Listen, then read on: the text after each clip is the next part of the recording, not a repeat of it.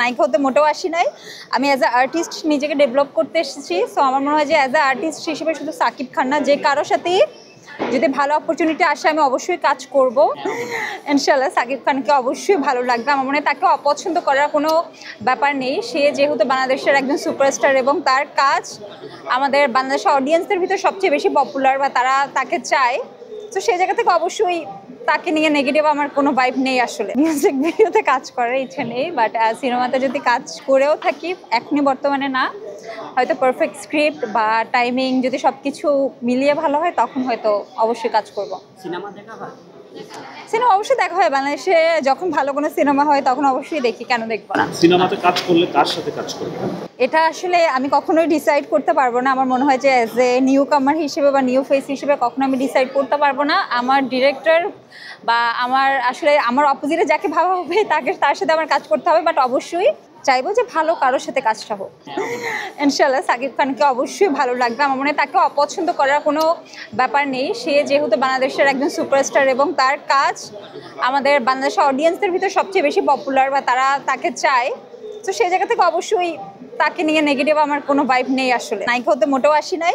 আমি as a artist নিজেকে develop করতে এসেছি। সো আমার মনে হয় যে অ্যাজ আ আর্টিস্ট হিসেবে শুধু সাকিব খান না, যে কারোর সাথেই যদি ভালো অপরচুনিটি আসে আমি অবশ্যই কাজ করব।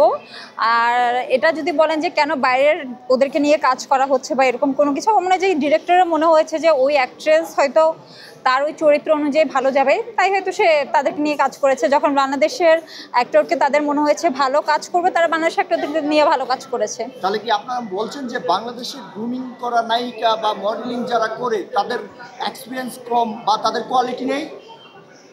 আমার মনে হয় যে আপনি চাচ্ছেন আমি ডিবেট করি, বাট আমি মোটেও ডিবেট করব না। বাট আমার মনে হয় যে না, বাংলাদেশে অবশ্যই ভালো আপনার অ্যাক্ট্রেস বলেন বা অ্যাক্টর আছে এবং সবাই খুব ভালো কাজ করছে।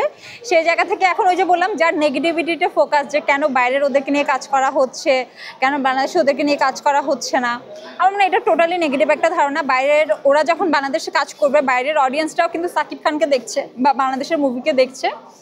সো আমার মনে হয় এটা ভালো একটা ব্যাপার।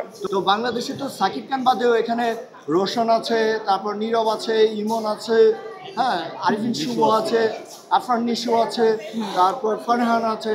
হ্যাঁ, তাদের সাথে কেন কাজ হচ্ছে না বা তাদেরকে কেন চাচ্ছে না? সবাই বলে শুধু সাকিব খান, সাকিব খান, সাকিব খানের সাথে সিনেমা। না, সবাইকে নিয়েই কাজ হচ্ছে। আফরান নিশো ভাই অনেক ভালো কাজ করে, বা ফারহান ভাই যদি বলেন, সবাই সবার জায়গা থেকে ভালো কাজ করে এবং সবার কিন্তু আলাদা একটা ফ্যান বেস আছে বা সবার কিন্তু একটা আলাদা অডিয়েন্স আছে। এখন আপনি যদি শুধু সাকিব খানকে নিয়ে পড়ে থাকেন, আপনার মনে হবে সবাই সাকিব খানকে আমরা চাচ্ছে। পড়ে যাচ্ছি না, আমরা দর্শকও পড়ে আছে না, শুধু পড়ে আছে নায়িকারা।